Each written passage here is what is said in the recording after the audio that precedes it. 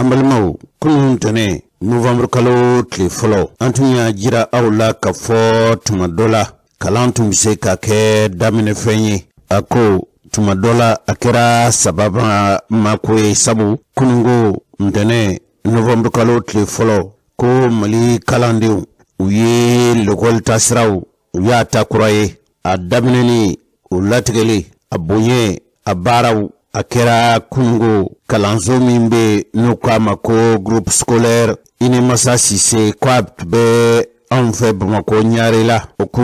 jumna marablo nyimgo kwa ye classe croix halni croate logodo bedo classe min tunkono wala tumbe do classe min kono no classe nunu ni atun sebe koro chenendo ko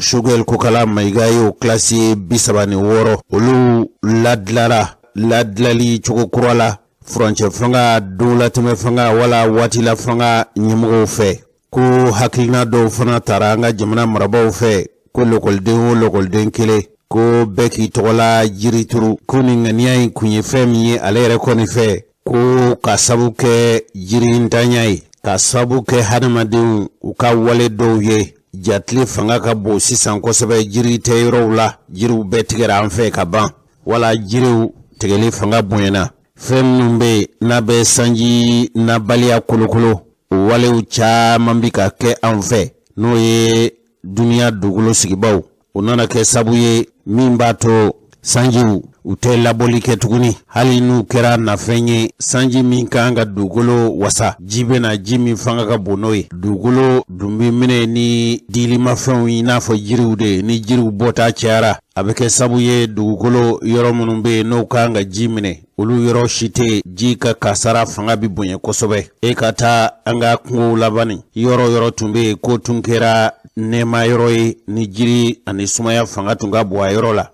fembe kle kalaya balika cheni ke ka dugulo jeni an yero ka barakelen ubato be nitle ko ka bi kalaya akalaya fanga ka bu kosobe chikoroba ni musukorobaw ni mogomi misalita Bamakoya an na wati mame Bamakoya akera bakilizani keme kononton ani biwolon fla ani fla o san kodo tumbe misali yala hamdalay ni bajalanche demission tumita uko nununa uko dinga ugereni la jebani ali klimati bo iba soroko be jaleno wa farafina yere taka no koy nazara jamana oluka manshima barake fen uka shishi jugu ani ube feminu bara minu ke minu be fiye uche uka manshima barake fen olube kasa ani fiye jugu do bla o fiye nunu o de bato sangolo tseka minelike tukuni jitina na chokola tle jinni fanga ka bon ko yelema udunando ni jatle ko ka bi bo amanga bo watimi abibo tle reka dugulo jinni fanga be hakemina bi nimbela jele fenye femnu akembe ka jinere siningeleya o frado e jiri turulie ni jiri turu fanga buena kosobe abe jatle kumbe o ko de yato anga jamana marawa ko anfe malikona ya lokolde beka tola jiri kilen ko ka turu chikoroba ni musokoroba yala ananyi ubulu sawa atinanyi ubulu sawa kuma yere te ukankoi nga shukel kukala maiga kwae nyinenta lokolde ka walanta ko ayake nini hakilina nununye na faminu no be jiri turula ko onyefora dimisinu nye jimana marablu nyimgo atumbe kalanso mina kwa kera ayrenyana lekoni be femi nyini we ka fo nyine kalanko aka keke chogo nyumana hali afuri chogo uyere kase ka labbe ka dla kanye ako logol karamogo yikembe ka hakilina fasode nyumaya hakilina minunta no yo wulu madake jimana marablu nyimgo shogel ko kala maiga ayi dantigeli ke uka ako abe femi kanu oye ka fo nyine dimison ka kalanka ke wasai nyine ka ke asan labayi kalanka ke atike atina sabati dona ke dona bla dien dongo do demission olu yero ka kalambi jasi katafe ako bara min no bina ke jamana marabaw fe ubunu chesri chuko bela jelena sabu demission la mo chugo nyuma o debe makoroba dege noni jamana yinkan ka bla kala ben kadi minuma nolu make mola monle nyuma unye no make kodona uye mo famiyale unye faso kanube minuna minun te di makoroba jashile unye chikoroba ni musokoroba wa ha hageto ni dimisin de la monaka anye kwabi makoroba degen noni minye jamana marablu nyimgoy atumbe kalanso mina kuna fon la sala ukanyi ngali sele ama ay jabi minu soro lu flani nana madama ufu malien école deun l'école karamako administration scolaire école partenaire au bé la syndicat ou nyemgo ufu be bora télévision la école karamako syndicat énergie snack kafo école privée au fana ufu be bora kafo ulu bafe année scolaire ka damne sous des bonnes auspices mangantala woyotala samasamalitala malion bejera kafo ku bafe année scolaire 2021-2022 akadaele ni haklisigi mangantala ni basigi nana ku befo président de la transition tous les acteurs de l'école syndicats et école privée et maîtres enseignants et administration scolaire et ministre naka collaborateur befo parents de la fana on sait qu'il y a ni élèves anana fana ka fouye ko aye teminta cette année c'est placé sous le signe de la lutte contre le réchauffement climatique diambe ka cha yoro bela ori kama aye yiri tugu président togola ka kelen tugu premier ministre togola ani madame le ministre fana yiri kelen école deumbe Jamie mais un élève, un arbre. Mali bé, Malion bé, école deumbe, tanga jiri tugu ka école. C'est ka dogo geléala. Il y a faut école deumbe. Nous e jiri tugu bi. Oui fembadi. Gouvernement mi be senabi. On y a abe baramina. Ami foi tala. Ami foi que président de la transition là. Ami mimbala bi. Oui comme Maligo, comme Malikurajo. Malikura à fondation Mali Bena dans quelques années. Démission mi fleni yani ukalamu kake mabawu ukasoro Mali Sumaya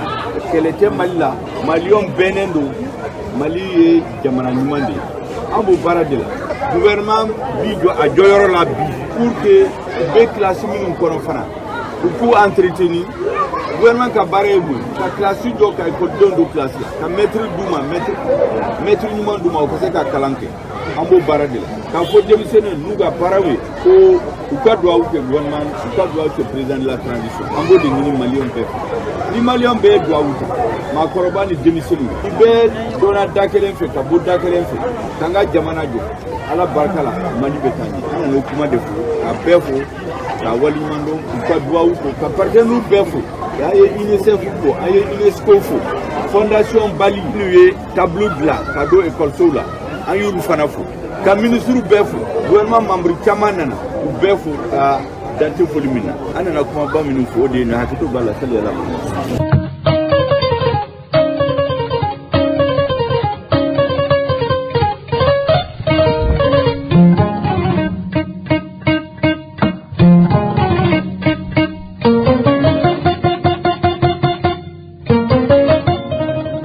Ambalmo nintunye Mali dun latme fanga naye mogomin dia o se ka fo frontier fanga flani nyonche fanga mi sigi min bato fanga be sense kadi jamana den ka halala fanga siglema do ba fo ko wati latme fanga ama bo sira o sirafe ni fanga de beka marake yani aku fora chugo mi nasira ka benti ka fo sankura kalu flana foka se afuri wati ma ko fanga kura sigina ke hali na ya soroke ka fo kibaruya minun be shele la kana tuma dola atina furi ka beuma o fanga kalifalendo maamina bi o shugal ko kala maigaye jamana dehu krangranyana mi de masauye uka jorna ko no ka hamina ko gole ulula dimse uka kalanku bewla yala o franche fanga wala don la teme fanga wala wati la teme fanga jimo bi shugal ko kala maiga yala kap maulna lame logol karamo fewa una ben forowa bamna gap mate ko koto nyogon tala ko be kartabugu meshila maliko tokera chikobani musukorobaw ambe haketo nyini ka awfe akera ina fo fato dogo mata wuli tumando hali na kera kafuku ku ba fe kadla ibasro abini ka keina fo galu majira ko fembe do asengoro mi ba brisa tuguni ama bosra osrafe Mali démission la mo chugonyuma ukala chugonyuma halu mimbe keke ambe domina ina fo ko bi la mobe kala yoro la wa do na fo ka fo yala faso de kan ka den lamɔ wa faso de bɛ den lamɔ kɛ ne Jose Traoré yɛrɛ diɲɛ dongo don ni n bɔra n ka so ka fɔ n bɛ taa baarakɛyɔrɔ wala n bɛ taa dahirimɛ ɲini n ye fɛn damadama bɛ yen n y'o kɔlɔsi nin denmisɛnnin lahawuta minnu bɛ siraba da la sira galaka fɛ u bɛ dɛli la Mali de ye jamana min jan tɛ a yɛrɛ la faamaw hali fantanw kɛ n'aw ma janto nin denmisɛn ninnu na ka caman b'u la faso ni setigiw ani kolabɛnnaw alisilamɛtɔnw magwɛnkɛbaw denmisɛnw ka ca bɔlɔn fɛ sirabadaw la bi hakɛ min na nin bɛɛ tɛ yatimɛdenw ye dɛ nin bɛɛ tɛ falatɔdenw ye ninnu den dɔw somɔgɔw u bɛ duguba kɔnɔ u bɛ dugumisɛnw kɔnɔ denmisɛnw fololen don k'u bila fan bɛɛ fɛ bɔlɔn dun tɛ lamɔlikɛyɔrɔ ye lamɔli ye yɔrɔ 2 fo 3 ye du kɔnɔna denw masaw kan ka denw lamɔ n'an tɛ bila n'an bɛ sigida la i b'a sɔrɔ den ye bɛɛ ta ye lamɔ bɛ du kɔnɔ cogo min a bɛ sigida la sigiɲɔgɔnw kɛrɛfɛ o kelen na ten bɛɛ jan b'i den na i jan bɛ wali den na o la den mɔlenw mɔli cogo ɲumanw ka ca ni dɛsɛ kɛra min na faso ye banamini de ye faso ye zinzan ye zinzan min a ka gɛlɛ ka fɔ 3 wala misi bɛ se ka zinzan kari o yala zinzan bɛ Mali kɔnɔ tuguni wa o bi sabati ni Mali marabaw de ye n'u m'u janto nin denmisɛn ninnu na a ti dɔn bi o an tɛ k'a fɔ ko an kɛɲɛ bɛ an denw na wa hali faamaw hali nafolotigiw n'aw ma janto a fɔ n'a ye faso in bila kɛ wala bɛɛ don n'i ka so kɔnɔ k'i ka so kɛ sansara ye sansara nɛgɛma maa ti don maa ti bɔ ka sɔrɔ k'a denw matarafa kɔnɔna na hali ni nafolobaw fɛ adamaden tun tɛna fɔ wara min minɛlen don maa bolo i b'a bila sinsan kɔnɔ a tɛ se ka kɛ ten n'o tɛ don bɛna na nin denmisɛn minnu bɛ folo la tan bɔlɔn fɛ ni ninnu ma lamɔ n'u ma wele ka yɔrɔ labɛn ka ninnu bila ye k'u lamɔ cogo ɲuman na hali Mali faamaw an y'a ye jamana dɔw la den minnu ni soma t'u la faso kɛnbɛ ka kalansobaw labɛn maa 1000 10 20 30 dugu o dugu kɔnɔ olu bɛ mara o kɔnɔ ye k'u kalan k'u furakɛ ka jamana kanu don dusukun na nka ni den ninnu minnu bɛ bɔlɔn fɛ nin cogo la ɲumanw bɛ se ka bɔ a la nka tiɲɛli taw yanni san 10 san 15 san 20 ni nin ko in tora nin cogo la ala k'an kisi k'an tanga nin denmisɛn ninnu ni ninnu kɛra kɛɲɛkɛ ye an tun bɛna wari dɔ bɔ ɲinɛ hali gɛlɛya la k'olu lamɔ nka san 5 san 10 san 20 an bɛna o nafolo ɲɔgɔnna 1000 bɔ o tɛ se ka ninnu kunbɛn u ka tiɲɛni fɛ n'an seginna ka na dɔn kibaru kɔnɔna na yala o ɲinɛn kalanko ɲɛ bɛna sɔrɔ a la wa min ye lekɔliden somɔgɔw ye nanzarakan na n'a bɛ fɔ olu ma ko parents d'élèves yala olu tɛna sɔn ɲinɛn kalanko a ka busubasa wa u n'a dabali ni fɛɛrɛ sɔrɔ wa u ye dantigɛli kɛ jamana ka foroba lasili bon na n'o ye ORTM ye bilasirali ni laɲini minnu b'u fɛ yala u na se ka kɛ sabu ye min b'a to ɲinɛn kalanko na ɲɛ sɔrɔ wa jango an bɛ se ka faamuya sɔrɔ ni a y'a sɔrɔ ɲinɛn kalanko i n'a fɔ Choguel Kokala Mayiga y'a laɲini cogo min a na kɛ ten wa an ka lekɔli somaw olu ka hakɛ wala lekɔlidenw ka hakɛ ɲini somaw ka jɔda ye min ye o kolo ɲɛmɔgɔya bon min bɛ anw fɛ Mali kɔnɔ yan jamana ka foroba laseli bon ORTM olu y'u ka dantigɛli dɔ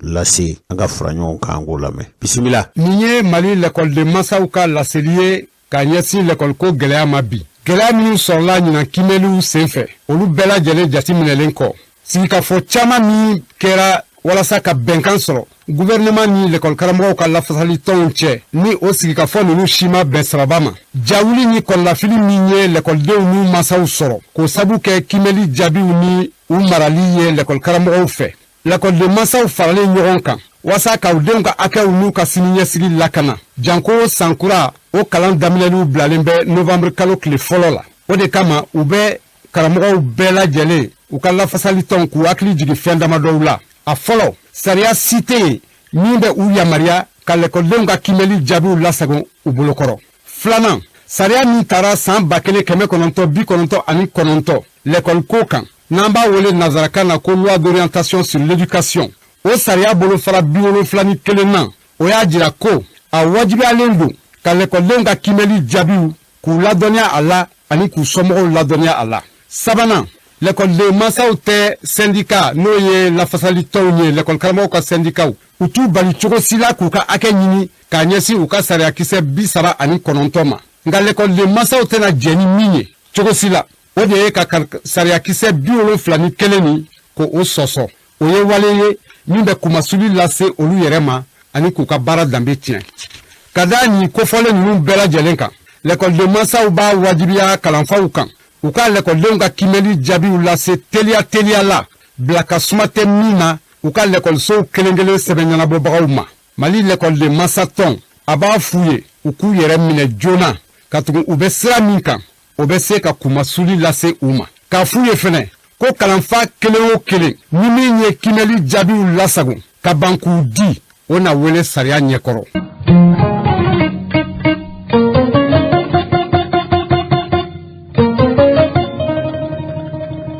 Balimaw aw b'a dɔn k'a fɔ baramuso a tɔgɔ la arajo n'o ye Benkouma ye. Benkouma ale ye arajo min a bɛ kina k'i min tɛnkunnen don Bamakɔ sigida 4 na. N'i bɔra Samaya n'i bɛna dugu kɔnɔ i bɛna sira dankun dɔ la i bɛna sira kunbɛn dɔ la o sira kunbɛn sira dɔ bɛ yen o bɛ bɔ Kanajigi la o ni Samaya sira bɛ ɲɔgɔn sɔrɔ yɔrɔ min lakanabu n'o ye polisisow de bɔ yen n'i y'o sirajan kelen in minɛ o de bɛna sugu la n'o ye Sɛbɛnnikɔrɔ sugu ye n'i y'o sirajan in minɛ Ibrahim Bokar Keita ka so i bɛ tɛmɛ o da la i bɛna se Woyoyankɔ pont ma sira bɛ kɛ 2 ye n'i y'o sirajan in de minɛ sa sira min bɛ fara i kinibolo fɛ ka taa cɛncɛnbɔ dankan na ko sirabagan kasara kɛra ye a kasara fanga bonyana kosɛbɛ Rajal ale ye seereyaw sɔrɔ ka d'a ma o seereya ninnu filɛ nin. Salamu alaikum warahmatullahi wabarakatuh. A foli bɛ maliyɛn cɛman ni musoman ye.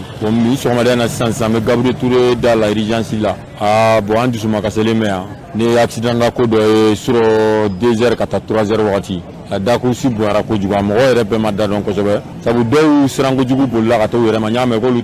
somɔgɔw taara n'u ye dɔgɔtɔrɔso wɛrɛw la mais an yɛrɛ ni mɔgɔ 11 de sera Gabriel Touré la yan mɔgɔ 13 Gabriel Touré la mɔgɔ 13 la mɔgɔ kelen banna fɔlɔ ko janaja ye 16 heures ye ala ka hinɛ o la ala ka yafa k'o ma bon mɔgɔ tɔw banabaatɔ tɔw minnu bɛ yan nɔ ayiwa a ma nɔgɔn u bɛɛ somɔgɔw nana kɔrɔw nana dɔgɔw nana faw nana u ye wari bɔ fo ka s'a dan na bɛɛ bolo dɛsɛra bon sisan mɔgɔ minnu ye accident kɛ polisiw y'a noté mobili taara polisiso la a bɛɛ ɲɛdɔnni mais an kɔni b'a dɔn accident kɛbagaw sisan kɔni b'a sɔrɔ u somɔgɔw bɔra a kalama mais o ma n'u yɛrɛ yira dɛ u ma déclaration kɛ mais sini lundi si ça va pas an bɛ taa polisiso la n'u mana déclaration kɛ yanni midi cɛ an bɛ taa polisiso la an bɛ papier minɛ sini ka taa an ka plainte defa directeur yɛrɛ ma ye sabu ale ka mɔgɔw de tun bɛ mobili in kɔnɔ ye a ka bulonniw tun b'u kana u bɔra yala yɔrɔ la u nana kasara lase mɔgɔw ma donc kasara mɔgɔ ala deli tɛ mais n'a kɛra i k'i jɔ a la fana Mali sariya k'a tɛ jɛn n'a ye ko mɔgɔ ka accident ka tila k'i dogo k'a tɛ jɛn n'a k'i accident kɛ ka tila ka boli donc n'a sɔrɔ o tiɲɛ n'a sɔrɔ malikura ko a talen don en compte a talen don en valeur et puis nin ma kɛ commune foyi fana la fo commune 4 commune 4 le niveau min na sisan procureur ka commune no Touré ka commune no minɛ ayiwa commune 4 le niveau min na sisan ni base foyi ma kɛ o tɛ mobili ta ko ye o tɛ moto ta ko ye an b'an tagama sen de la parce que procureur ma o ko la an ni tribunal o ye n'u ni da de n'ala sɔnna ma min de bɔra ko la min ka bon ni fɛn bɛɛ ye min ka bon ni fɛn bɛɛ ye o ma sɔrɔ kojugukɛyɔrɔ la fɔlɔ f'u sɔrɔla dumunikɛyɔrɔ de la tiɲɛ minɛ an bɛ dumuni san an bɛ dumuni kɛ o temps kɔnɔna la nin gɛrɛgɛrɛ na n'u sɔrɔ non maa ninnu kun t'u yɛrɛ ma sabu u bɛ cogo min na nin ta u ye ko min ye hadamaden sigi t'u yɛrɛ ma ka nin kɛ o preuve b'i bolo o preuve tɛ dɔwɛrɛ ye dɛ u bɛ ɲɔgɔn gɛn de la mobili in na ka na u tɛ ɲɔgɔn gɛn na sapeur pompier de tun b'u ɲɛfɛ ko f'olu ka boli ka tɛmɛ o la personnel ka boli ka tɛmɛ sapeur pompier la i ma deli k'o mɛn diɲɛ autocole si la diɲɛ ɔkɔli si la diɲɛ permis tayɔrɔ si la mais sisan an bɛ polisiw fo ka 5e arrondissement fo u ka mɔgɔw ye mobili ta ka na fo Gabriel Touré la yan 13 heures wagati ka na instruction sɛ ka kow bɛɛ ta en compte 14e fana nana o cogoya kelen na ka na instruction ka kow bɛɛ ta en compte ka mobili ta ka taa n'a ye 14e na mais comme u ye ko in daminɛ u b'a lase f'a seyɔrɔ la u ka papier dilan an ye u yɛrɛ 14e ye papier dɔ bɔ an ka banbagatɔw ye déjà k'an ka na n'o ye Gabriel Touré la yan u walasa an bɛ su sɔrɔ ka se ka taa su sutura i y'a ye an bɛ sɛngɛmu fo ka sapeur pompier fo u ye wulikajɔ kɛ parce que ko in dagosi bonyana mobili kelen ma se k'a kɛ mobili fila ma se k'a kɛ foli kun ye o yɔrɔ ye k'u fo ni baara u ni cɛsiri u ni wulikajɔ mais Mali ko la n'i ye ko kɛ maliyɛn ye i m'a kɛ maliyɛn ye i y'a k'i yɛrɛ de parce que an ko ko Mali in ka jɔ de an ko Mali kura de n'an ma ɲɛ an ye Mali kura ko nin daminɛ n'a ye ɲɛmɔgɔ ɲɛnama sɔrɔ an k'a dɛmɛ a ka baara la an k'a dɛmɛ a ka baara la an b'o niveau de la sisan u bɛ bɔ kuma la n'o ye salamu aleykum warahmatullahi assalamu aleykum jama silamɛw an b'aw fo sɔgɔmada na 4h du matin a kasara ma dogo commune kati kɔnɔ kɛrɛnkɛrɛnya la n'o ye jikɔrɔ ni baara ye usine carré yɔrɔ min bɛ wele ko buwa kangaliba ka yɔrɔ kangaliba bɛ feere a ka ca san 40 ye cɛkɔrɔba nin bɛɛ b'a dɔn bɛɛ y'a wele ko buwa kangaliba bon dumuni feere yɔrɔ de don bɛɛ bɛ taa dumuni san yen bidɔw b'u sigi ka baro fɛnɛ kɛ ɲɛ tɔgɔ Muhamadu ninnu mobili 2 ninnu k'u tilatɔla u nana u bɛ tɛgɛrɛ fo la mobili kɔnɔ u ni cɛmanninw ni musomanninw u ye sapeur pompier dɔ tun b'u ɲɛfɛ u mobili 2 tun bɛ ɲɔgɔn kɔ kelen ko k'a bɛ sapeur pompier doublé o de nana k'i ɲɛsin jama ma ka poussière wuli bon mɔgɔ kelen min yɛrɛ sera ka bɔ a la k'o ma sɔrɔ o ye ne ye ne ye mobili ye ne ye ɲɛsin mobili ma ɲɛ mobili fente ma sɔn ka n kɔ don mobili bolitɔla ma dɛ n ye ɲɛsin mobili ma ka mobili fente ne kɔni ɲuman bɔra a la tiɲɛ la ni ɲuman bɔra i kan ka Ala fo mais minnu fɛnɛ joginna dun i kan ka Ala fo mais tiɲɛ la an bɛ 14e arrondissement mɔgɔw fo an bɛ 5e mɔgɔw fo an bɛ policiers an bɛ sapeur pompier fo u y'u sɔgɔ kɛ tiɲɛ la ne yɛrɛ ye 2 minɛ tigɛ la mais minnu dalen don mobili kɔnɔ u bɛ ka kule ni tɔgɔ ye Romario tiɲɛ yɛrɛ la makari nana n k'u bila n y'u kalifa mɔgɔ wɛrɛ la an taara mobili sama ka bɔ mɔgɔw kan mobili nana don so la fo ka so pɛrɛn ka don a donna ni mɔgɔ dɔ yɛrɛ ye fo so kɔnɔ mais fɛn ma k'o tigi la fɛn kɛra o tigi la o tigi yɛrɛ bɛ saya ni balo de cɛ o bɛ bɔ a la o tɛ bɔ a la mais kelen kɔni kɛra suruli sa ye musomanin 2 bɛ yen olu nana bɔ salon de la k'u bɛna dumuni san olu fana jɔlen olu fana a y'u ladon so kɔnɔ ni mobili ni ye koko pɛrɛn k'u ladon so kɔnɔ olu yɛrɛ kariko dama min kɛ an t'o dɔn vraiment depuis 4h du matin an kɔni bɛ Gawure Ture la yan an balimakɛ min yɛrɛ bɛ Jikɔrɔ ni a sera a ma an yɛrɛ b'a fo n'a fɔra ko sigi nin de don n'a fɔra ko ɲɔgɔn kanu nin de don.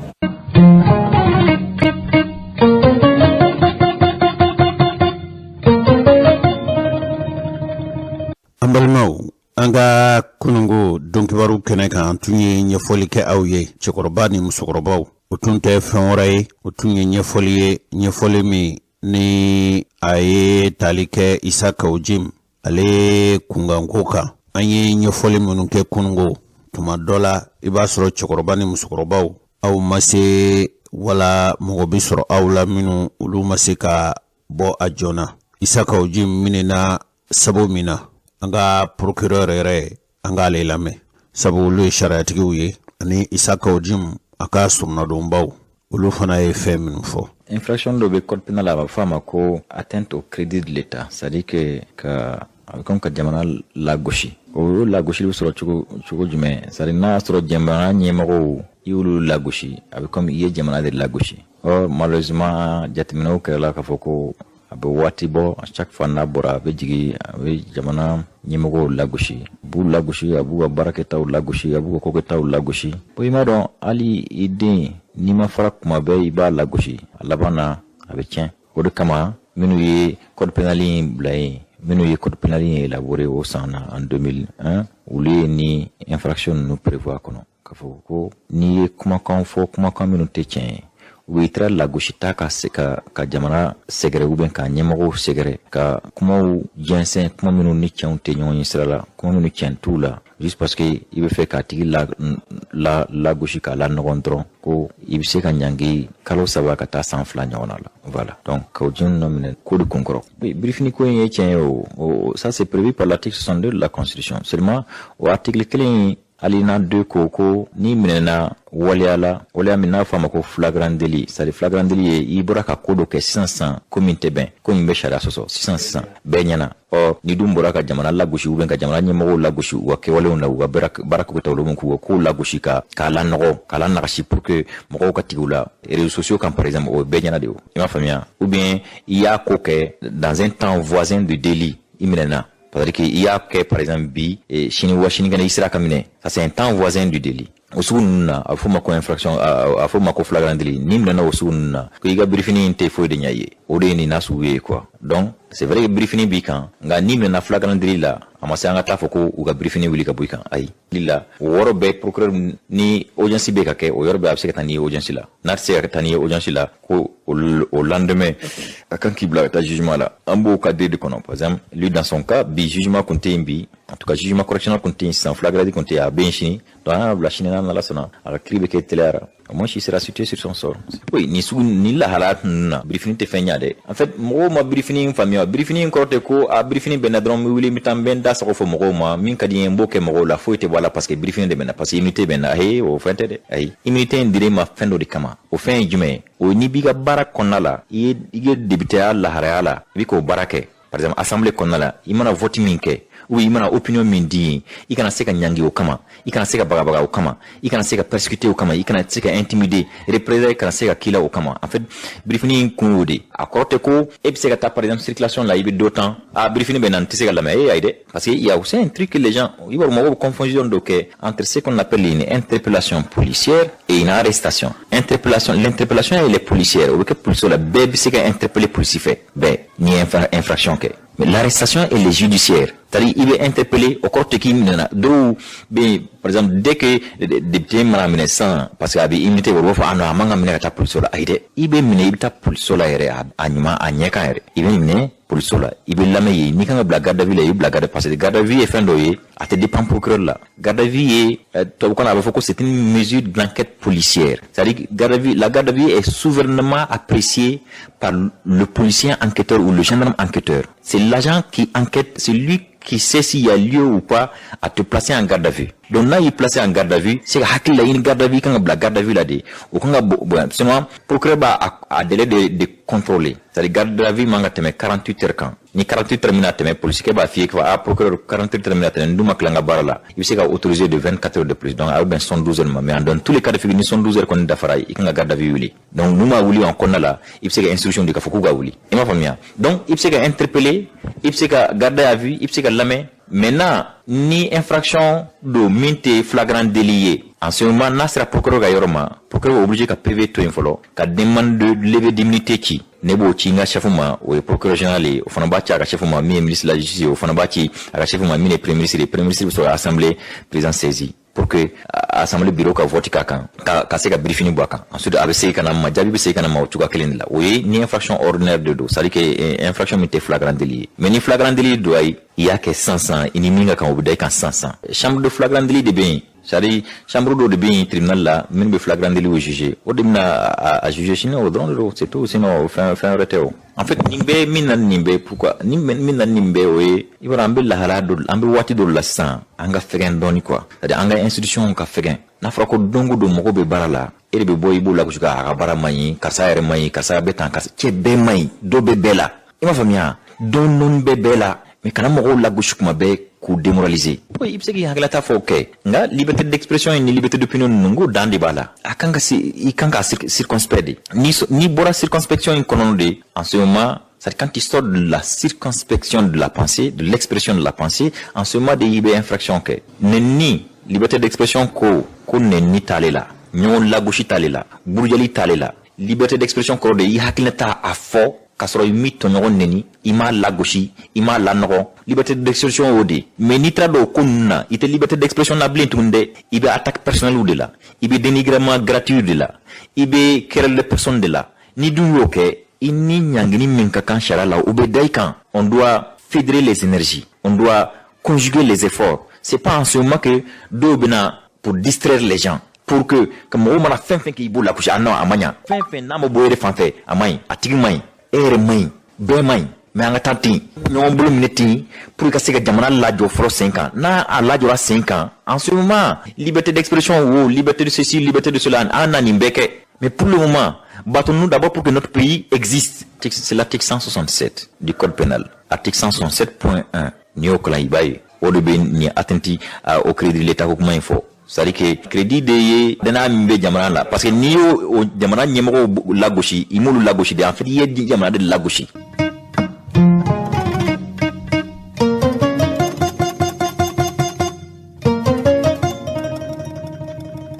procédure ni kɛra wɛrɛ ɲɛna an ye heure fila ni kɔ kɛ kuma na k'a fɔ k'a jira k'a fɔ sariya la u bɛ k'a nɔ minɛ fɛn minnu kama sariya ma a permet an avocat y'o de fɔ an ye argument caman développé procureur fana y'a ka argument développé donc question de droit a ka gɛlɛn a ma nɔgɔn donc tribunal k'a b'a hakili jakabɔ k'a ka jugement landi kalo kura tɛrɛ décembre 3 décembre, dans un mois et quelques comme ça. Donc, au tribunal, il y a fait un câble. Jano aka hakili jaka bo ka do amna jugement mita na be bla ou bien na be nyangi. Donc tribunal yo demande rejeté. Donc pour l'instant Kaoujim va rester en prison. Mais Saria ba en yamari anga demande croque yani le 3 décembre.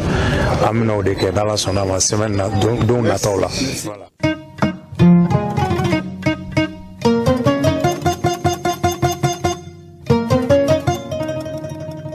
Nintunye Isaka Ujim akasuru ndomba uka nyofoli abela halaya minuna. Isaka Ujim yere nyajira ula kafo ko abe kulula kulumi no isente. Mugominu ntomona jamana maraba ufe kafo kuka wasadinya jorofa. Anya me kafo ulu yera gundu tonsiki keo ni nyonche. Isaka Ujim bela halaya minuna ka alaje ni jinyama joleni. Uira uka tonye mgodo anga uka nyofoli lame uka gundo tonsigi kuntunye femi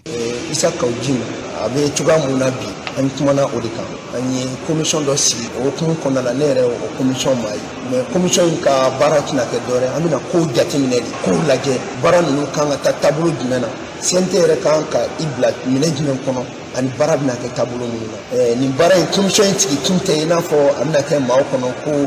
sente binadi kata ikwada justice kwala ofente antita o trafe tungana le yoro mina sisan akaka beka jeka kankele ne fo atefene ka fo ko commission tigira de ko amina Isaka Ujim deme ka sariya ko pati kaye andoy ambe bara nke mirina do de konnana mirina mi bebe ire yi o konnala ni sariya de mun kan ke anfe ni an ke wale dori be kan mun ke komina ibo ko wakila amana ke tugutu femba kono alere kuma mun fo ani amnena abe kumina ambo bela jele la jele ko fe femunu kan ka keola ambe be oka na me mi fo dro mane be ka black tumulo la ko commission tigi tunte ko ka fo dro ko ka dunga bo jisi buloti ati tunte fene ko ka fo ka tubu na tigi tunye ka ko laje kuma mina ambe se ka nyoko famia sura la chugo mina pour que mu fene ko fe commission fene be mesure werauta munu mbatu ni na nyoko na nu tina na tugamuna donc commission na barake urika ola ante tega dore fo ama fo doron commission ba ka barake o bara jabi no fene bora mo be bo o kala me bara ani atabulu de ni na no na tega ke ni plenaire make ko indun kara encore dugo kun temenena ni bolo amasumaya parce que ala mena bara mun ke kile damalo de bambulu pour que ka jabi ni fene jabi di adi togola donc mo ko na pressé mais amana ke chugo fe mo ci sigilente jamana danfali kama mo sigilente fene ka sariya na be yoromuna ado ko abe batu chuga fene la donc o bara doro ni benake donc pour que malien be ka famia ka fo ni bara mo na kenya kina ke jamana den contrôle wa me jamana den la me fene o komcho me na bara mo nke a bara be kani sara kisawi a bara be kani la diluye a bara be kani ko chamai fe chuma me boni kono mo sigilente ni muye abeke ka beda de jawbi abeda do goya me o do manasi na la sona mabu jawbi non ansi kinye de ka kuma Isaka Ujim ka koka ka kuma ma ka koka ani a tiki kinye ka laboni situation na ulutikile donc an woni mina kuma ka fem mun bala o lulaje abse ka nyana bo chugo mina c'est comme alni ni metri ka mo na ou bien juju ka mo do na ka ka aussi ka kuma ka bara mun be ka nyedo fem mun be ko lulaje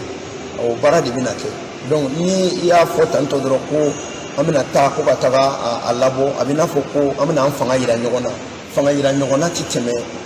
on ni kiriko buna kun nyogonte parce que ame transition fanga mina ambere amina ko ikile blamina ko ikile jamana ko la me ko do be abse ko laje to wera wala ani nyogonte ka to makani fanga yi ka to makani nyon wachi malen ko ni ko waklisi ko sente kinata i kwada justice kwala anya fo justice ni fena makaka ka barake alla fiali konona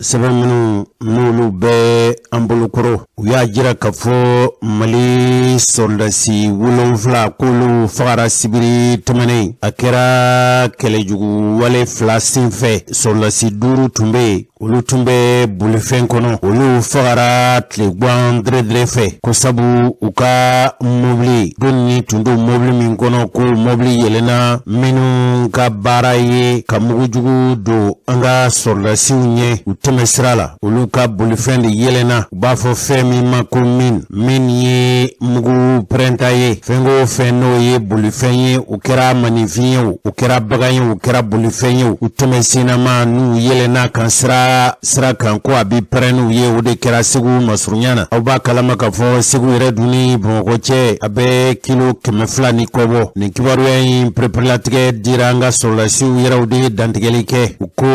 u bɛ ka fɛlɛbɔli kɛ a yɔrɔ kofɔlen na siganama 2 kolo minɛna u yɛrɛw y'a fɔ cogo min kɔni o tile kelen Mali soldasi cɛ 2 fana kolo fagara nin fana ye janfa min dara Mali soldasiw ɲɛ ko cɛ 3 olu fana jogina Muruja kɛrɛfɛ Muruja o bɛ Mali tilebiyanfan bolo fɛ Nara wala Ɲɔrɔ mara la u yɛrɛw y'a jira ka fɔ o janfa min n'a tigɛra Mali soldasiw u ɲɛ u ye kibaru fɔlɔ min fɔ ko nin kɔni ye jate fɔlɔw de ye studio tamani fana y'a jira siganama dɔ minnu ni u misaliyara ni jarikɛlaw ye sabu u bɛ majamunu tɔgɔw de ye o siganama ninnu ko bili min n'a bi fɔ a ma ko pɔn ninnu de bɛ nin kɔbili ninnu de b'a to mobiliw bɛ se ka boli siraw kan ji bi boli sira minnu kan mobili tɛ se ka jigin dingɛ kɔnɔ u bɛ o yɔrɔ minnu bili a kɛra ni fara ye a kɛra ni jiri ye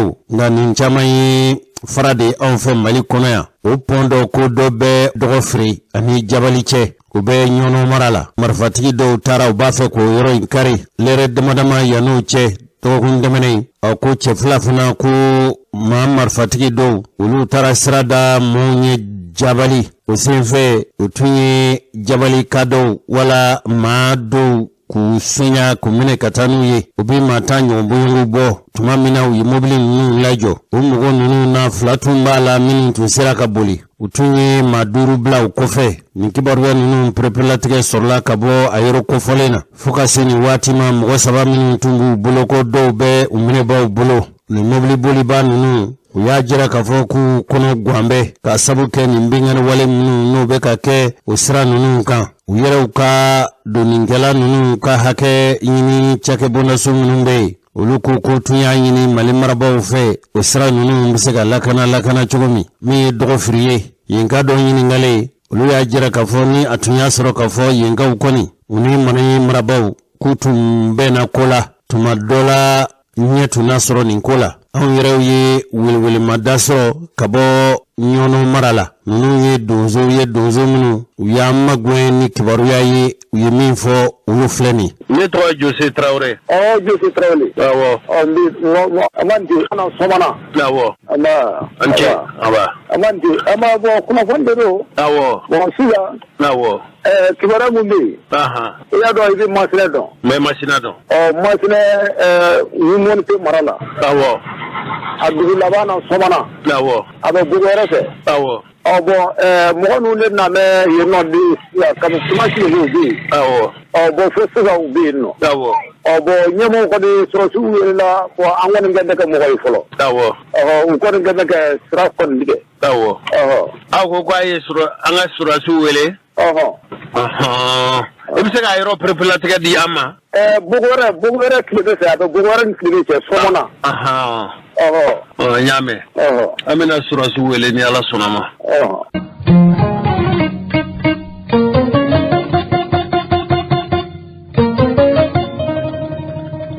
dɔgɔkun tɛmɛnen an tun y'a jira u la k'a fɔ min ye Marebugu ye Marebugu u bɛ Segu fɛ Marebugu ale bɛ Jene fɛ bingani wale dɔw taara ka dɔw fana sɛgɛrɛ o yɔrɔ kɔfɔlen na u yɛrɛw ka fɔcogo la ko a dɔgɔyalen ma 40 ɲɔgɔnbɔɲɔgɔn ninnu bɛɛ lajɛlen fagara mɔɔw fɛ siganama minnu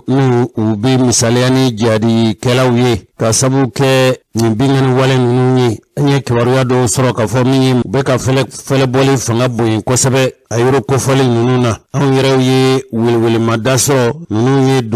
donzo munu ya magwe ni kibaruya ye min fo ulu fleni wala balma malembugu ka kala min kara kosana donzo fe wala sa ka prepare la to soro ana balman ka do biya min ni alekum keneka amina kuma dama ka to na jamu fo ani kelen gonna siramu fe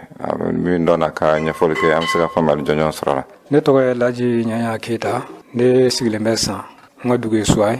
aya fo chogo mina marbugo kele adamina na kere bela jiren damina na suma ka ben le 20 octobre ay bara indamine ka ben 13 ma mugu damina na mugu kono na mugu gana kosebe kanto mugu kono mo chaman bina jadi sula mo chaman bina don sula me jadi suka binta ka chanka teme don suka nyere mi yenyana ayoro langa muto filajin na muto sabana kumbe min bulo dongo kisayota ne moto ta dongo yuka mo marfanya si nere maka tire dongo kisabbe na moto isan baraka asogola directement ne moto to yi kadu mu chala an siran gaba blin suna ko mo do ko mi gaban sun san fe na ngamo ka sumu na wi cheni ke ko sebe an mo chama yere to lo yoro lade directement an ni tu dan yere to ko man jan tuguni bas nan bora do am ta bo kene do de kan marbugu na fo yita bo kene tu ni kene o de kan toujours yani ka se duguma donc ko kele ko ni yamina mo nunu yere ko ni min be na ni an yewi ni yewi ni nyena ko yita mo kemani mo sabala mo nunu na ma an kon segini kana kanto bara kono avion na muno bara ujora donc ko te flabe bara jo do an segilin kana na nga jito bo mo ta ani woro dunga jirela ka fo ulu de tulanga mogola donc mo biduru ani fla ulu maye mo biduru banana do do tala siware do tala jenere temna jene ka ulu leje kai no ga dabula ko sebe siti jugili mi ka fo mo bisirani asi makete no directement ko ngoni kala ni kechugo de la maribugu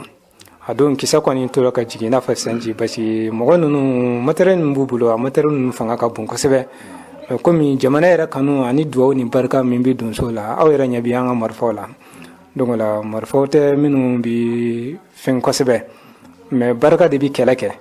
donc anya ni di anyera ma dun so bela jele warasa ka maribu ko kuma bo hali bi obi de gun kelena hali dumuni ati maribu ko bulo yen tuni basi bi dumuni era to bi kokoti kala tuni fola la kokko mi kala me sen era ko era tikala na fo ni wona adama din digune lo ka so digerema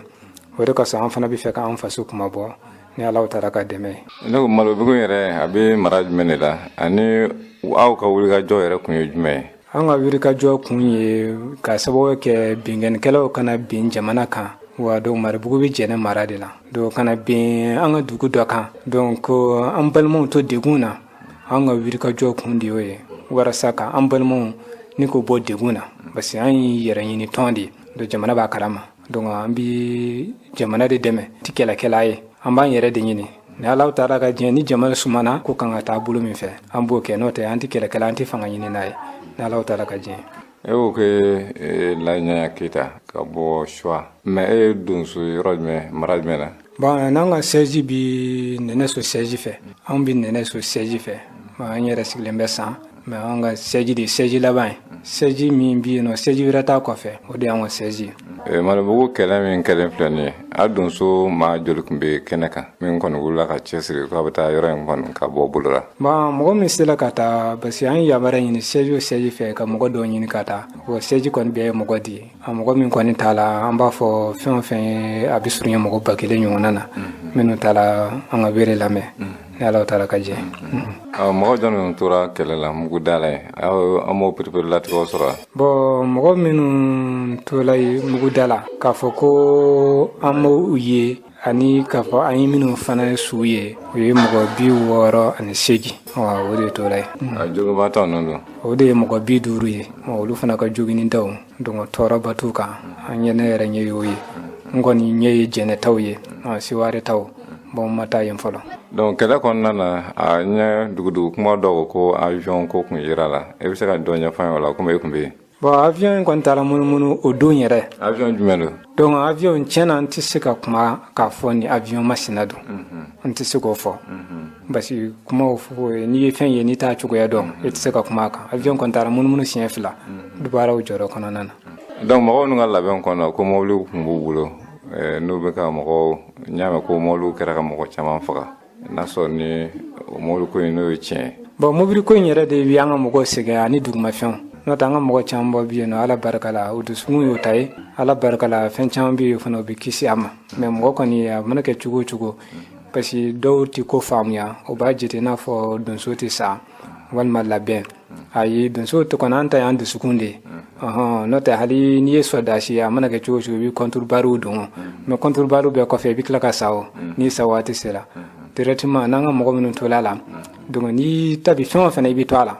labɛn ko t'o la n'a sɔrɔ sababu dɔ de b'i ka labɛn tiɲɛ o bɛ kɛ mais wajibi de an fana ka labɛnw an bɛ tangana ɲini ala fɛ dɛ voilà donc an b'o dɛmɛw de ɲini ala fɛ ka ɲɛsin kɛlɛ ma walasa ala taala ka an dɛmɛ jamana yɛrɛ kama n'o tɛ an t'a dabɔ tɔgɔ ɲini kama an t'a dabɔ fana k'an ye cɛ ye kama donc an dusukun de an ta an ɲɛ bɛ jamana na degun min na ne maribugu kunna o bɛna taa dugu wɛrɛ la donc n'u b'o dugu min na n'an y'o kunbɛn a ka ca ala fɛ an ka jamana bɛ kisi an ka laɲini y'o de kɛlɛ in kɔfɛ aw tun y'a laɲini ka malimugukaw k'olu bɔ bolo la komi malimugu ma se ka bɔ bolo la hakilina jumɛn bɛ yen tuguni a bɛna malimugukaw t'u bolo nin cogo in na wa anw tɛ sɔn fiyewu donso bɛɛ b'a kɔrɔ walahi donso bɛɛ b'a kɔrɔ donso si sirannen tɛ an bɛɛ labɛnnen dɔ kɛlɛ kama hali sini n'u y'an wele an bɛ taa hali sini n'u y'an wele an bɛ taga an mago bi an bɛ ka wele le kɔnɔ an bɛ ka wele le kɔnɔ directement kulubali mɔgɔ dɔw bɛ fɛn dɔ fɔ o b'a fɔ ko nin ko ninnu k'i ka n'i tɔgɔ di ayi ne laji walahi ne bɛ n tɔgɔ di jamana kun kɔrɔ min bɛ se ka ne faga i ka ne faga mɔgɔ min siran sɛgɛn o bɛ taa mugu da la ne pɛrɛlen don kama ne pɛrɛlen don sɛgɛn kama ani sɛgɛn nana k'i sɔrɔ dilan sanfɛ a i bɛ sa mais donso bɛɛ lajɛlen a bɛɛ ni pɛrɛlen don jamana kun kɔrɔ ka jamanadenw dɛmɛ walahi ni kɛlɛ ma se e mɔgɔ min ma e de b'i sigi n'o tɛ kɛlɛ bɛ min ka dugu la o b'a dɔn k'a fɔ min b'i yen nɔ walahi k'i ɲɔgɔnna adamaden kɔngɔ la k'a ye minɔgɔ la k'a ye a datugulen don a tɛ bɔ a ka a sago kɛ o ye kojugu ye dɛ an man kan ka sigi ni k'o filɛ o de kosɔn donso den n'a donso ba bɛɛ an pɛrɛlen don dɔ de farala an ka dusu kan nin kɛlɛ in an pɛrɛlen don jamana kɔni kun kɔrɔ n'an sala an ma jufa an pɛrɛlen don o k'an wele dɔrɔn an bɛ taa ɲɛmɔgɔ k'an wele dɔrɔn an pɛrɛlen don an bɛ taa wa ne b'a fɔ min ye jadisi kelen an t'a to yen dugukolo in sanfɛ an t'a to yen ni mɔgɔw b'u yɛrɛ dogo ko n'i ye jadisi tɔgɔ fɔ k'u bɛ t'i faga i fɛ yen na walahi cɛ min bɛ faga ala ta kɔfɛ o tɛ ne ye ne pɛrɛlen don n'i sera ka ne faga ala de ye ne d'i ma o waati n'o tɛ o bɛ bali ne la ni ala ta ala ka diɲɛ ye cɛ kuma o bɛ kungo kɔnɔ de jadisi kelen o kelen ne kɔni ka ɲɛ d'a kan ne kɔni suma kɔni lahara jamana jugu suma kɔni lahara donc an b'u ye ne la ni kɛlɛ banna jamana lafiya la an bɛ marifa bila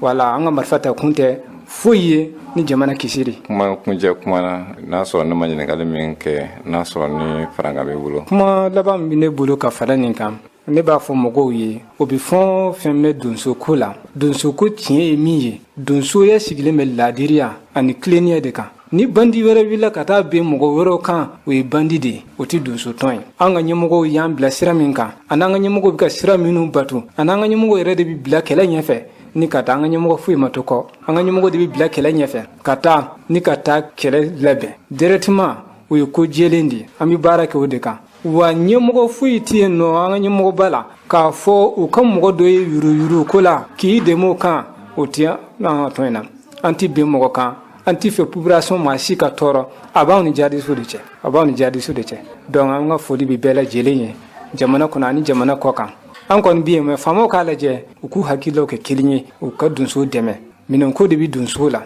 y'a ye an b'an ka minɛnw sɔrɔ cogo min an yɛrɛ ka dɔrɔmɛ kelen kelen an b'o de kɛ k'an ka kisɛw n'an ka minɛnw labɛn koyi hali bi u se fɛn o fɛn o k'a kɛ an bɛ jamana de kun kɔrɔ an tɛ tɔgɔ ɲini na an tɛ nafolo ɲini na jamanadenw bɛ bɔ bolo la cogo min an b'o de la ni maribukaw bɔra bolo la o de bɛ anw lafiya n'o tɛ ne yɛrɛ bɛ su bɛɛ kɛ ne bɛ n da ka miiri ni maribugu ye n bɛ su bɛɛ kɛ n bɛ da ka miiri n'o ye parce que i ɲɔgɔnna adamaden bɛ degun na nin cogoya la mɔgɔ joli joli dugu kɔnɔ a ma nɔgɔn.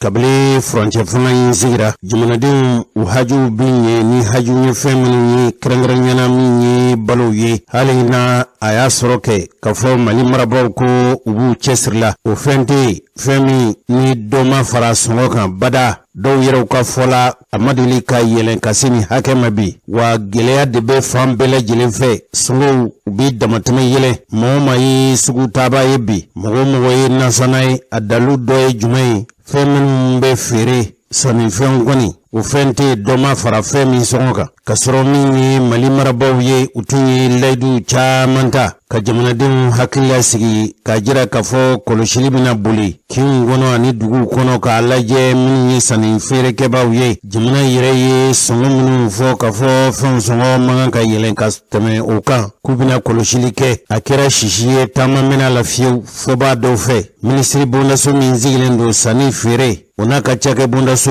bolo farawla olu ye afo fochogo lasa mugo chama yere koni olu fe ko jamana marabaw ye dabali ni fere min ko fo kwa manyi chike o siratige de la anye kibaru ya soro ka fo ko min mburu fere la uye ko be mburu min bi fere anye kai kaw de ba fo buru ma ko mburu obo kaw ko buru min buru songo koy hali ni jamana famaw olu ko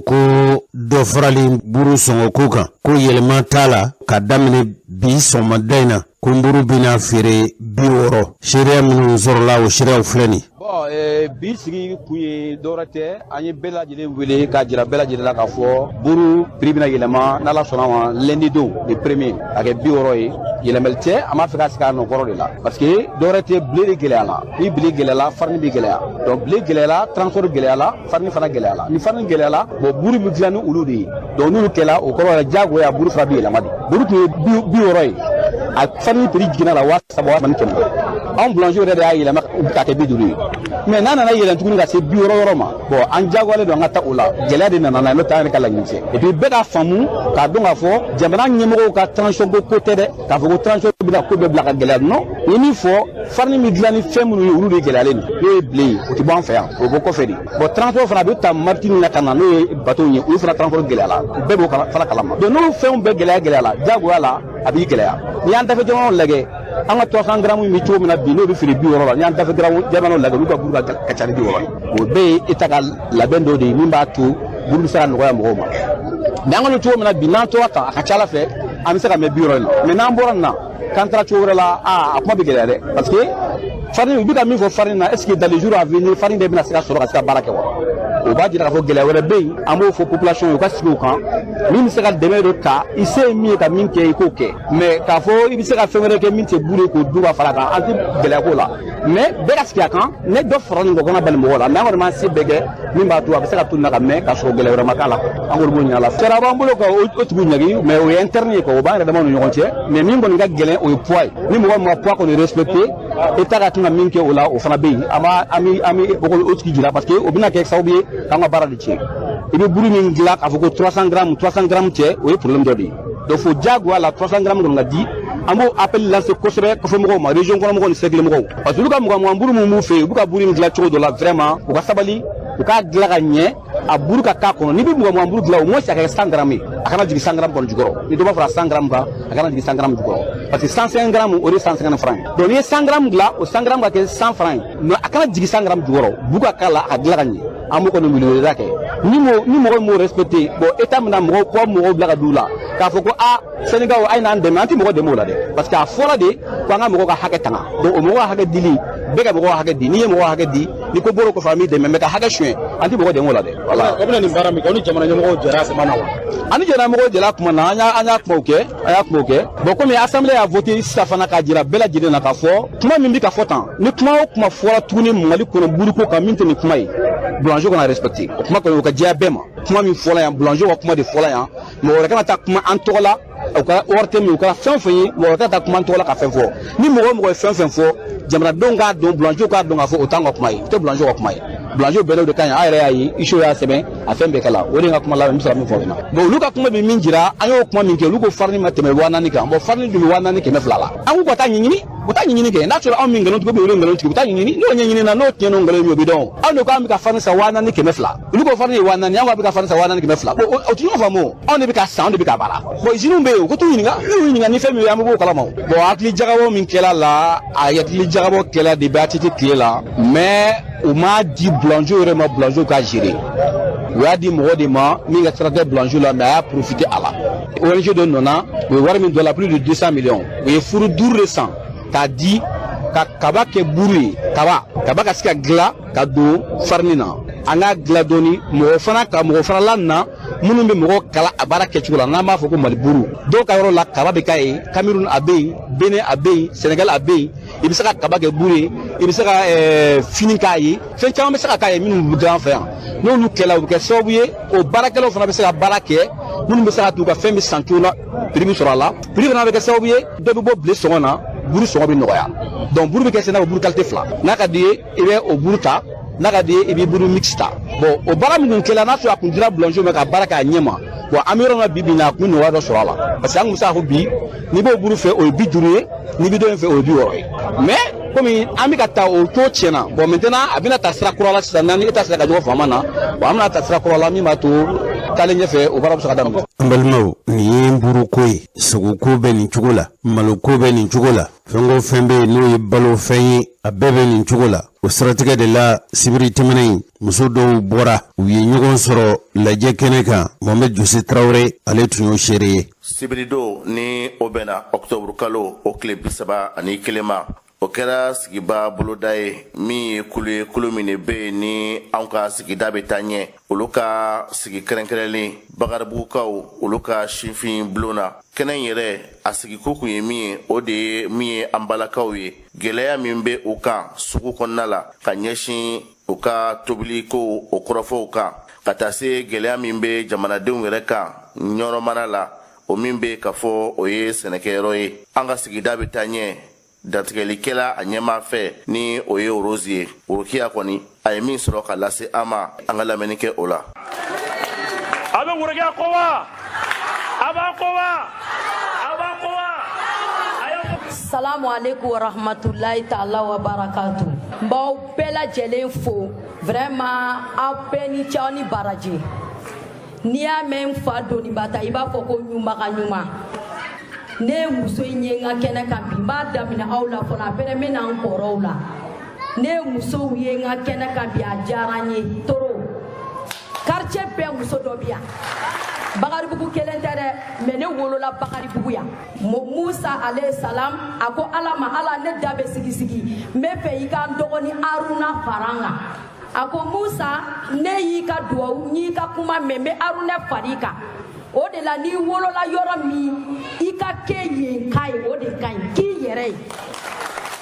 n'i kɛr'i yɛrɛ ye dɔrɔn barika bɛ don i ka ko la n bɛ Bakaribugu musow fo n bɛ commune bɛɛ musow fo n balimakɛw bi yan n b'u bɛɛ lajɛlen fo mɔgɔ o mɔgɔ n'i ma hadamadenw ka ɲuman dɔn i tɛ se ka Ala barika da f'i ka mɔgɔninfin ka ɲuman dɔn n'i y'a ɲɔgɔn ka ɲuman dɔn o la an bɛ se ka ɲɔgɔn barika da tant n'i ma i mɔgɔninfin ɲɔgɔn barika da i tɛ se ka Ala barika da sinon ne ma juru dɔn o bɛɛ kan na o walayi nin bɛɛ de ye hɔrɔn ye ne bolo yan an tɛ ɲɔbileni si la an tɛ foyi la wari tun bɛ Mali kɔnɔ sanu bɛ Mali kɔnɔ an b'a fɔ autoritew ka wuli k'u jɔ kɔngɔ bɛ musow la minɔgɔw banna an tun bɛ sɔgɔ kulo san 400 yɔrɔ dɔw 420 ni mugan an t'u nɛgɛ an t'u janfa n'i ye cɛ belebelew bele cɛ belebele bɔra musoba dɔ de la n'i ye cɛ belebele bɔra musobaw de la an tɛna kamera sigi k'an bɛ nkalon tigɛ mɔgɔ ye parce que yomal kiyama i bɛ taa minɛ de don min se tɛ mɔgɔ ye o don kiraw yɛrɛ ko Ala ma ko Allahu nafsi Ala ne yɛrɛ kun an tɛna nkalon tigɛ mɔgɔ ye k'an bɛna kuma barika jɔ u ye ni autorité sigilen don ka wuli n'u wulilen don ka dɔ fara balo boli kan an tun bɛ sogo kulo san 420 bi bi in na sogo kulo ma kulo 580 an tun bɛ fu san 550 bi bi in na fu ɲuman filet o kulo ye 750 sɔ mun tun tɛ considéré sɔ yɛrɛ tun tɛ dumuni ye dumuni mantumanba tɛ mais an tun bɛ sɔ kulo san 35 bi o bɛ 150 de la ne mɔgɔ min ko Mali ka di bi a tigi y'u nɛgɛ wallahi u bɛ k'u ka wari minɛ ka dun Mali goyara de Mali kasa ka go bi ba ko pokasa parce que ni muso konta na mali jara ne muso hamina mali hamina ko de be muso la bi mi no be muso la sigida nyata muso ko nu be fanga to anga silence kono uka soko na kemenani binani na uka malobora na wasaba ni keme duru la uka tulu na kemeni bi duru kemeni bi wora la sunu ame bode ame bo ame marchi fokati ame bo ame marchi ke fokati ame mufu ye antena erenyon ken kofe nu sigida no ka wulu kujo anga soko kulo kana kemenani mwana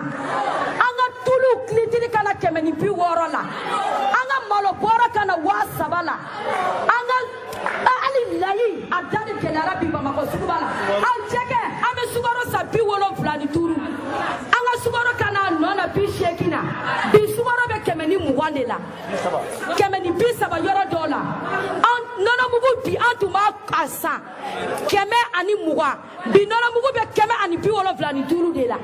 antume tulu beli tini sa 13000 bi tulu 20 be 23000 de la ame mu fa autorité ye nous bese sigida muso tena erenyon keni erenyon kofe ame tama de fokati olu be million kemeni biduru ta kongo bauna ube million bi olo flata kongo bauna no temena ka point sigida muso ko anga malo be bon nyoro di nyono sengena nyono nyanina nyono nyeji de bo bi folo kele kera ko insécurité o bi yere bakara de be alamado nyekise de be ka bo alamado nyekise de be ka bo nyono bi ambalima do de be ka daku kantige nyono bi ambalima do kono de be ka fara nyono bi eteni tigo tu de be ka ona kana maro foro bentinina nyono malo foro bentinina e abanko ante kumatu sigida nyanda muso kulu wallahi na fora me yela foka ame yela fokati nu pese tumini kana nona ame malosa wa saba 50 kilo kana wa plani keme jogi ame soko sa keme turu ni bituru soko kana keme nani bituru a keme nani muwa ame tulu sa keme flani bituru tulu kana keme ni biwora la nona ame shoklo sa binani duru shoklo kana bisaba ani duru bituru ni duru bi shoklo be keme ni bituru ni tukode la maliya on sengena anyani na mogo ni ko kibe bara la bara yidunga fade foloyo mogo ni masaka dunga basa batiti seka lakana sangati anga na nyogo nega be fe nyono ka libere di uka wuli mototiku de be kata nyono mine mototiku mobili tuku tere mototiku de be kata nyono mine uka wuli olue avion tuku ni marifatiku de berde mbubolo kata wuli kata nyono libere kongo bana minogo bana sigida muso ko antena dore ketu ame bode ka kare mino fokati ame ta marsiga fokati ajatu be kuma na sallallahu rasul kulu ɲɛma a ka ni dantigɛlikaw kɔfɛ ka ɲɛsin jamana marabaw ma maa minnu tun bɛ kɛnɛ kɔnɔ ni olu bɔra ka na kulu in yɛrɛ a ka wele jaabi dɔw ye dantigɛli kɛ u ye min sɔrɔ ka lase an ma an k'an tulo ma da o laseliw fɛ. an bɛ Bakaribugu de ye an bɛ Bakaribugu dɔrɔn tɛ dɛ n'i y'a fɔ Bakaribugu i ko Sanfili n'i y'a fɔ Bakaribugu i ko zone n'i y'a fɔ Bakaribugu i ko Buguba n'i y'a fɔ Bakaribugu i ko Kɛnsanbugu. O kuma na an bɛɛ lajɛlen de faralen bɛ ɲɔgɔn kan bi ka na an ka hamiw fɔ yanni an ka taa ɲɛfɛ an bɛ foli ni barika da k'o kɛ perezidanti ye parce que n'i y'a mɛn i jɔn kunna de a fɔ ye sababu ɲuman ale de sababu bɛ fɛnw sama ka se anw ma yan Bakaribugu an sigilen gansan ka n'a d'an ma k'a kɛ an nafala ye barisabu segin kɔfɛ dɔɔni samiya daminɛ na Bakaribugu kun karew tɛ se ka taama surtout quartier kura mun filɛ an filɛ mun kɔnɔ araye fila ni ɲɔgɔn cɛ taama sira kun tɛ yen nɔ ka bɔgɔbilen kɛ k'a lafa ka gravier k'a kɔnɔ an ka se ka taama samiya bɔgɔ la o sababu ɲuman ye worokɛ an b'a fo la k'a barika da wa an bɛ yan bi fana ɲɛta ko don dɛ mais ɲɛta in ko ye jɔn ye worokɛ de ko don. ɲɛta mɔgɔw tɛna se ka foyi d'an ma ɲɛta tɔn tɛna se ka foyi d'an ma ni worokiya m'o ɲɔgɔn 1000 k'an ɲɛ yan balimaya ni sinjiya kɔnɔ ka ɲamakalaw sɔn dogodogonin dogo la ka hɔrɔnw sɔn dogodogonin dogo la ka dɛsɛbaatɔw sɔn dogodogonin dogo la ani kɛnɛkantaw maa min y'o kɛ o ye worokiya ye n'o tɛ maaw bɛ quartier kɔnɔ yan worokiya t'u minɛ hali u sɔnni na nafolotigiya la mais sɔrɔ ni kari tɛ kelen ye an b'o barika da k'a dɔn fana tɔn mun ye ɲɛta in ye sigida ɲɛta k'a dɔn tant que worokiya b'u ɲɛfɛ o mana se fɛn fɛn ma anw bara yan nɔ o bɛ kɛ o kɛcogo la commune 2 kɔnɔna la yan nɔ quartier fɛn fɛn b'a kɔnɔ ni worokiya jɔra fɛn fɛn kɔnɔ yan nɔ a bɛ fɔ ko worokiya nana wa an bɛ bi ta in bɛ mun de kan kuma yɛrɛ kun fɔlɔ bɛ fɔra ye n'o ye aw musow yɛrɛ cɛlasigi musow ka degun n'aw ka gɛlɛya ye an bɛ yɔrɔ mun na bi ni degun tɛ fila ye cɛlasigi musow aw degunna anw minnu ye cɛw ye anw tɛ ka se k'a k'aw ye aw de bɛ k'a bɛɛ lajɛlen kɛ komi a fɔra kuma kun fɔlɔ la cogo min ka anw niyɔrɔ kɛ ka denw ta ka faw ta ka baw ta ka tila ka cɛlasigi tɔrɔkɔ kɛ ala lafiya o lafiya bɛna diɲɛ latigɛ kɔnɔ ni musow ma lafiya diɲɛ tɛ lafiya diɲɛ lafiya ni lahara lafiya muso ɲuman de don musow ala k'aw kɛ ɲuman ye ni minnu ma ɲɛ ala k'u ɲa a kana kɛ juguman ye u ma dɛ n'u ma y'u ka ɲa walahi ni muso ɲana du ɲana ni muso ɲana sigida ɲana ni muso ɲana jamana ɲana ni muso ɲana wa diɲɛ yɛrɛ ɲana musow an b'aw ka barika da an filɛ bi wagati min na gɛlɛya min bɛ dugu kɔnɔ bɛɛ b'a kalama hali namugufin n'i y'a san bi dɔrɔmɛ 20 a tɛ nan bɔ n'i y'a san 100 bi a tɛ nan bɔ fɛn fɛn kun 100 bɛ nan bɔ bi o 1000 na de bɛ sa a 1000 n'o t'anw bolo ka d'aw ma n'aw tɛna o sogo tigɛ ka don daga kɔnɔ sa an k'aw barika da tɛ sa an k'aw barika da ɲɔ ka gɛlɛn o y'a fɔlɔ-fɔlɔ an tɛ se ka taa k'o to n'i ye ɲɔ tobi nan de bɛ k'a la nan ka gɛlɛn n'i ma nan k'a la hali n'i y'a kɛ seri ye na sukaro k'a la sunkalo yɛrɛ ma don fɔlɔ sukaro kilo kɛra 130 ye ni sunkalo donna an bɛn'o fɔ cogo di an bɛ sun don min ka taa tigɛ bi o tuma na n'a fɔra kuma bɛ d'aw ma maa tɛ bɔ donni kɔrɔ ka t'i kɔnɔbara kɔngɔ dɛ jamana bɛ gɛlɛya mun kan bi an b'o de kɛ an tun bɛ malo kilo 50 mun san 3000 o de kɛra 4500 5000 ni 200 ye o ye tiɲɛ maa mun sara tɛ 1000 bɔ k'e ko o san ka nasɔngɔ bɔ bana mana kɛ k'o furakɛ muso aw kana jigin an na dɛ mun bɛ d'an ma a t'an fana bɔ de o de y'a kɛ aw b'o gɛlɛya la mali baarakɛla si sara t'a bɔ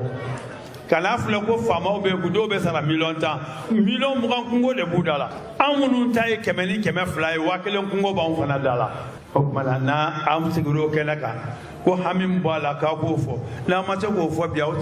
tigɛra aw yɛrɛ ma jugu ye dɛ n'o tɛ gɛlɛya in tɛmɛna hakɛ kan o tuma na an bɛ kuma ɲɛta in kan jamana ka ɲɛta du ka ɲɛta dudenw ka ɲɛta cɛ ni musow ka ɲɛta denmisɛnnin maakɔrɔw ka ɲɛta o tuma na faama minnu b'an ɲɛ ala ka hakili ɲuman d'u ma n'ala ye hakili ɲuman d'u ma anw minnu ye kɔmaw ye anw fana ka sabali u kɔrɔ n'o kɛra lafiya bɛ na o tuma na an b'an ka jamana tɔɔrɔ min b'a kɔnɔ bi an bɛ dugawu kɛ ala ka lafiya nati k'an ka jamana kolo suma k'an ka duw kolo suma k'an ka sigidaw kolo suma ni ala y'o k'an ye bi an bɛ lafiya wa n'i y'a ye hali bi a dannen bɛ nin yɔrɔ in na maaba dama mun taara n'olu ye dugawu k'an ye komi tɛmɛɲɛfɛmɔgɔw y'a fɔ cogo min na an b'o dugawu n'o bonya n'o barika de la a n'an fɛn fɛn sigilen filɛ an fa n'an baw ka dugawu n'u ka barika an b'o de la o belebeleba de ye musow ye n'i y'a ye fɛn fɛn b'a dilan k'a ɲɛ i b'a sɔrɔ o ba de ɲɛna walahi n'i kɛlen ye dɔ ka sagitala ye i ba de ma sɔn n'o tɛ n'i ba sɔnna i tɛ kɛ maa ka sagitala ye maa si tɛ fɛ i den ka kɛ dɔ ka sagitala ye muso a ye ɲa muso a ye ɲa ale bi a ye ɲa n bɛ jɔ nin yɔrɔ la fɔlɔ kuma ma ɲi da kelen na ala sago aw bonya b'a la ni fili kɛra kuma kɔnɔ yafa ka ɲini o kan ka da o kan ala sago aw bonya b'a la. Bakaribugukaw commune 2 k'aw bɛɛ lajɛlen fo aw ka wulikajɔ la an ka foli b'a ma aw bɛɛ lajɛlen bi n'i ye ne selen kɛnɛ in kan sababu damadɔ don parce que ɲɛnɛmaya a gulonnen don hɔrɔnya de la worokiya mun filɛ n b'a fɔ aw ye a ka hɔrɔnya o de ye ne se nin kɛnɛ in kan yan bi sinon ne ye M5 tɔnden ye mais n'i y'a ye depuis kunu fɔ bi ne b'ale ka kɛnɛ kan ale bɛ ne ka kɛnɛ kan a bɛ ka hakilina mun défend a dalen don o de la ne fana bɛ ka mun défend n dalen don o de la mais hɔrɔnya ani ladiriya o de y'an kɛ kelen k'an da ɲɔgɔn na i ni mɔgɔ dɔ tɛ sira kelen mais kuma dɔ a ka hɔrɔnya o b'a to i bɛ tugu a tigi kɔ. a filanan ye mun ye n'i y'a mɛn maa min b'a fɔ k'a bɛ maaw fara ɲɔgɔn kan o k'a sɔrɔ o yɛrɛ ye maa cɛsirilen bi Mali kɔnɔ ni maa kan ka fɔ Mali musow kan ka fɔ musow de bɛ wuli n'i wulila 4 heures i bɛ dɔgɔjɔ musow de bɔlɔn kɔnɔ Worokiya ye muso cɛsirilen dɔ ye anw de kulela kunu ko jamana ka gɛlɛn an ko ka yɛlɛma don jamana maracogow la an ye kalo 4 kalo 5 kɛ ka dugu paralyser fo ka na kɛ fanga taara an hakili la fanga taalen ani bi cɛ san 1 ni kɔ ko jamana bɛna basigi an hakili la fanga kɔrɔ in taalen ko dɔ bɛna bɔ balow sɔngɔ la mais ni mun ma fara kan fɛn ma bɔ a la donc ko mɔgɔ n'i ma tiɲɛ fɔ i ni ye k'a ka a jugu sara ka tiɲɛ fɔ a ye n'i y'a ye an ko ka yɛlɛma don jamana maracogo la bi an bɛ ko min kɔnɔ o ɲɔgɔn de don k'a fɔ ni fanga bɛ maa min bolo maa si tɛ tiɲɛ fɔ o bolo fɛnw nɔfɛ jɔyɔrɔw kama mɔgɔ si tɛ se k'a fɔ an bɛ ka taa cogo min na an ka yɛlɛma don a la k'a fɔ ko ka yɛlɛma don fanga taabolo la o kɔrɔ tɛ k'aw bɛ fanga juguya la o an bɛɛ b'a kalama sogo tun bɛ 440 na sogo bɛ 700 la bi tulu bidon 20 litiri an yɛrɛ tun b'a di sugu kɔnɔ 14 000 o ye 2800 mais bi a bɛ 21 000 la olu n'a ɲɔgɔnna wɛrɛw est-ce que an bɛna se ka to ten wa donc Worokiya y'aw wele ko ka fara ɲɔgɔn kan ale yɛrɛ ye dɔgɔjɔ muso ye gɛlɛya mun bɛ yen ka kulekan bila walasa jamana ɲɛmɔgɔw k'o dɔn anw bɛ ye o kɛnɛ kan parce que maa minnu wulila kulu minnu wulila ko jamana ka gɛlɛn insécurité bɛ yen nɔ jamana maracogo man ɲi o kulu an b'o la donc ni gɛlɛya bɛ yen ko o gɛlɛya fɛnɛ o fɔyɔrɔ n'anw ma ye o kɔrɔ k'an ye hɔrɔnkolonya kɛ donc k'a fɔ aw ye bi fɛn min bɛ se ka Mali basigi fɛn min bɛ se ka nɔgɔya kɛ Mali kɔnɔ bi fɛn fila a fɔlɔfɔlɔ maliyɛnw ka yafa ɲɔgɔn ma tant que an ma yafa ɲɔgɔn ma an hakili la Mali in bɛna kɛ mun ye a tɛ ko ye dɛ ka yafa ɲɔgɔn ma ka tiɲɛ fɔ ɲɔgɔn ye o de bɛ se ka Mali ka basigi parce que n'i y'a mɛn jagokɛla i bɛ jago kɛ n'i y'a mɛn fɛnw bɛ jigin n'i y'a mɛn insécurité an bɛ nin fɛn fɛn fɔ a si tɛ se ka kɛ fo maliyɛnw ka kɛ kelen ka basigi o ka sabati mais n'o ma sabati an miiri ye mun ye o tɛ ɲɛnabɔ dɛ mais ka maa damadɔ de fara ɲɔgɔn kan olu bɛ kule ka fanga majamu i b'a fɔ jeliw jɔyɔrɔ kama ka maa dɔw k'olu dabɔ a la maliyɛn ma fisa ni maliyɛn ye dɛ maa si tɛ se ka mɔgɔ dabɔ maliko la o de la ne yɛrɛ tun bɛ tagama sira kan n tun bɛ ka taa ɲɔnɔ an balima minnu bɛ yen ni gɛlɛya b'u kan ka wuli ka t'u ka lahalaw lajɛ mais n ko n tɛna se ka sira ta cogoya si fo n ka na Worokiya ka kɛnɛ kan o kɔfɛ a ye kibaruya di yan ka n'an ka cɛkɔrɔba dɔ to ɲɔgɔn fɛ aw bɛɛ lajɛlen b'a dɔn n'o ye maître Mutakata le M5 o kɔnɔ la comité stratégique o ɲɛmɔgɔ dɔ don a ye jɔyɔrɔ caman kɛ Maliko la a ko k'a bɛ Worokiya ye réseau kan mais dɔnbagaya t'u cɛ n ka danayamɔgɔ don a fana ye cikan don n da ko n k'a fɔ Worokiya ye ka tila k'a fɔ a kɔ jamaw ye ci ye juru ye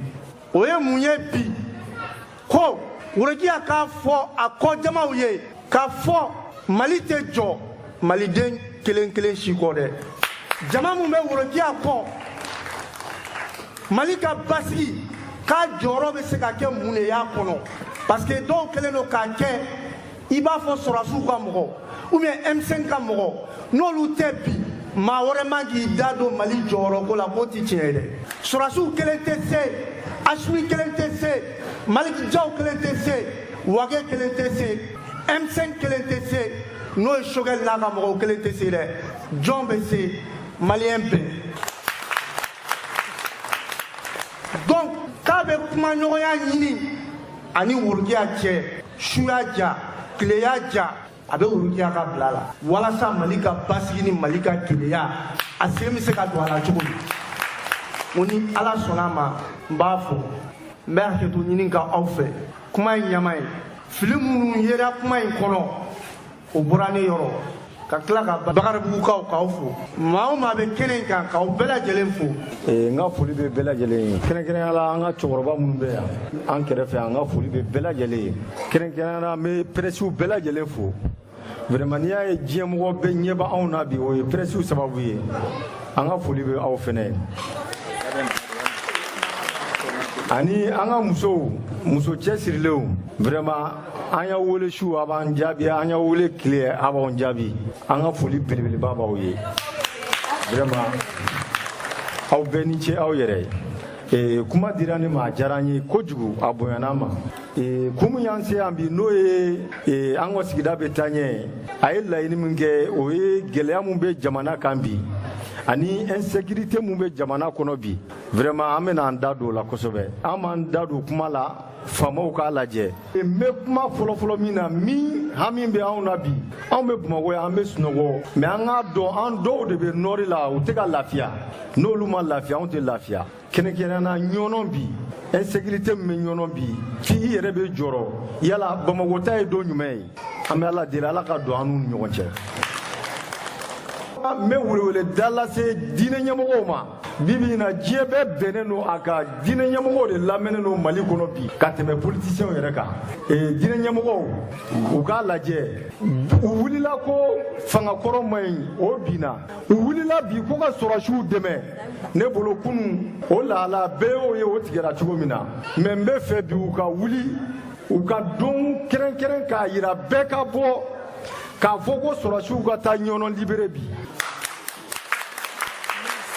ne bɛ fɛ diinɛ ɲɛmɔgɔw de ka fɔlɔfɔlɔ k'o fɔ sɔrɔsiw population ka bɔ yɛrɛwolo debu aw ko k'a ye yɛrɛwolo debu ye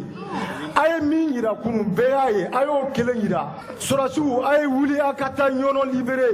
vraiment u k'o yira u k'u ka yɛrɛwoloya yira diinɛmɔgɔw a y'a yira sɔrɔsiw dɔrɔn tɛ dɛ ne bolo degun min bɛ ɲɔnɔ kan bi ɲɔnɔ dɔrɔn tɛ dɛ Mali bɛɛ de don u k'a fɔ a ye wuli a ka taa ɲɔnɔ libéré bi n'o bɔra yen gɛlɛya min bɛ jamana kɔnɔ bi i b'a ye u bɛ wuli de fanga man ɲi ka wuli a ye fanga transition dɛmɛ mais don kelen n'a da kelen u ma jama labɔ ko gɛlɛya bɛ dugu kɔnɔ kɔngɔ bɛ dugu kɔnɔ ne bolo n'u y'o laɲini bi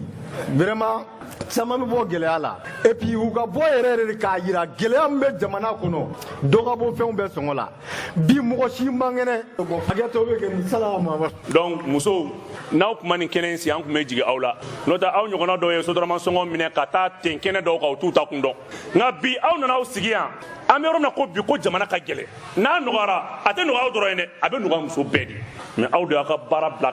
ka na aw sigi ka kuma jamana marabaaw k'a dɔn min bɛ dugu kɔnɔ n'i taara bi sugu kɔnɔ i bɛ musow de nasaminɛ b'u kɛrɛ la u jɔlenbɛsugu camancɛ la u b'u kun jan fɔlɔ o taara a bɛ na min yɛrɛ bɛ fɛn kɛ wari min b'a kɔnɔ a t'a bɔ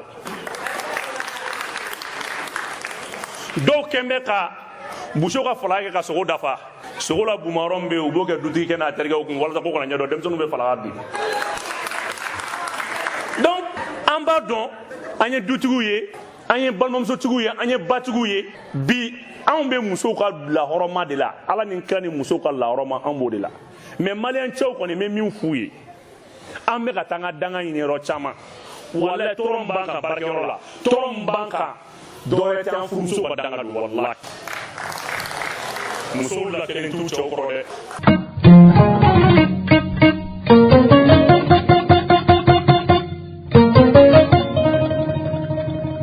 an baden cɛ ni muso makɔrɔba ni denmisɛn aw garijɛgɛ kɛra kibaruya minnu na bi o tun ye aw ni cɛw ka tulomajɔ la hakɛto bɛ nin kan saliyala mahamadu